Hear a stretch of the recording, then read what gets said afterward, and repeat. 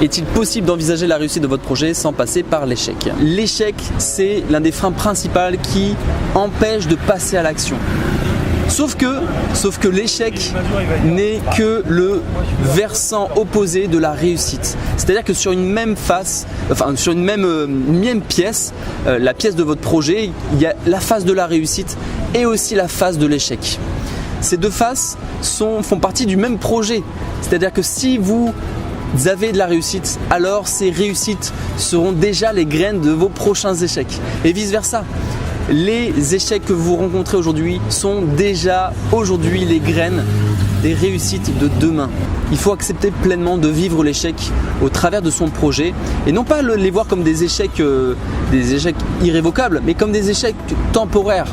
Oui, je vais me lancer je vais lancer une grande conférence, je vais louer une grande salle qui va peut-être me coûter de l'argent, qui va me demander beaucoup d'investissement et peut-être que derrière ça va être un flop. Mais ce n'est qu'un échec temporaire puisque je pourrais analyser tout ce que j'aurais fait, regarder bien toutes les actions que j'aurais mis en place et voir qu'est-ce que j'aurais pu améliorer pour pouvoir faire de cet événement une réussite. Souvent on projette la réussite chez les autres, on regarde, on voit la réussite chez les autres. Sauf que les autres, on ne voit qu'une seule face. Les autres nous montrent, c'est comme si ici j'avais la face de la réussite et ici c'était la face de l'échec. Les gens, ce qui nous projettent, ou en tout cas l'environnement, le monde, la société, ce qu'on nous projette, ce qu'on nous montre, c'est la face de la réussite. Et eux, ils voient la face de l'échec, ils voient tous les échecs qu'ils ont dû essuyer pour pouvoir avoir cette face de la réussite. Nous, on regarde que leur réussite. Et nous, de notre côté, là, si je me mets de l'autre côté de la personne, donc moi aussi, j'ai mon projet, moi, je vais lui montrer ma réussite, mais moi, je vais regarder que les échecs. Moi, je vais voir de mon côté que les échecs. Si j'ai pas accepté de voir ça pleinement et de l'accepter et de l'aimer même, d'aimer pleinement ces phases d'échec, de dire que je suis en échec et c'est pleinement ok, eh bien dans ces cas-là, je ne vais pas pouvoir accepter pleinement ce projet dans sa totalité. C'est-à-dire que je ne vais aimer ce projet que pour la phase de la réussite et du coup je vais aimer le projet que dans sa moitié. Et la vie, elle est tellement magique, la vie, elle a besoin de polarité, elle a besoin toujours de positif et de négatif. Sans rentrer dans les jugements de valeur, elle a besoin d'une face pile et d'une face face. Acceptez pleinement d'échouer, acceptez pleinement et heureusement de vivre des échecs temporaires. Et c'est le jour où vous allez accepter pleinement ça, le jour où vous serez pleinement ok d'échouer, alors vous allez pouvoir accueillir sereinement des phases de réussite. Et lorsque vous pourrez aussi accueillir ces phases de réussite, il faudra être prêt à accueillir derrière les futures phases d'échec qui viendront naturellement parce que c'est une loi universelle, c'est une loi de la vie de polarité. La problématique de l'échec, c'est que souvent on s'identifie à l'échec. On n'est plus dans « je vis un échec », mais « je suis un échec ». Tout l'enjeu est de voir que c'est les actions que vous menez, les projets que vous allez mettre à jour, les projets que vous allez accoucher au monde, qui peuvent vivre des phases d'échec. Mais ça n'a rien à voir avec vous, avec qui vous êtes. Vous n'êtes pas un échec.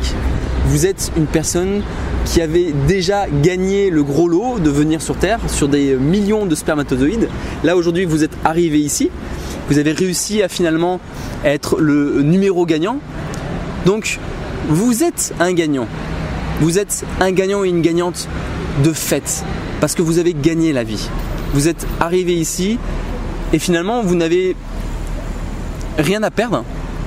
La seule chose que vous avez à perdre, c'est une projection, la projection que vous vous faites de la réussite et de l'échec.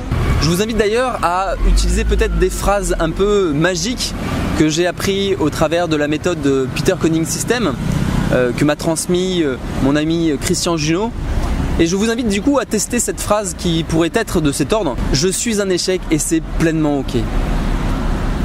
Et je vous invite à le dire à voix haute, de vous connecter à cette phrase et de voir qu'est-ce qui se passe dans votre corps, comment ça bouge. Est-ce que ça va vous faire rire? Est-ce que ça va vous créer des sensations corporelles désagréables? Et laissez évoluer ces sensations. Donc comme je vous propose là, c'est de vous dire verbalement à voix haute, je suis un échec et c'est pleinement ok. Je suis un méga échec, je suis un énorme giga méga échec et c'est pleinement ok. Faites en sorte à disjoncter le mental. Lui, il dit mais non, mais c'est n'importe quoi. Laissez-le dire, dites-lui pour le rassurer que c'est une blague. Voilà, c'est une blague pour lui. Et connectez-vous à cette phrase, connectez-vous à cette sensation. Ensuite, une fois que vous êtes connecté, vous avez libéré un petit peu émotionnellement ou corporellement ce qui aurait pu émerger. Vous pouvez aussi vous connecter à cette phrase. Je suis une réussite avec et sans réussir mon projet. Je suis une réussite avec et sans argent. Je suis une réussite avec et sans être connu. Je suis une réussite avec et sans reconnaissance du monde.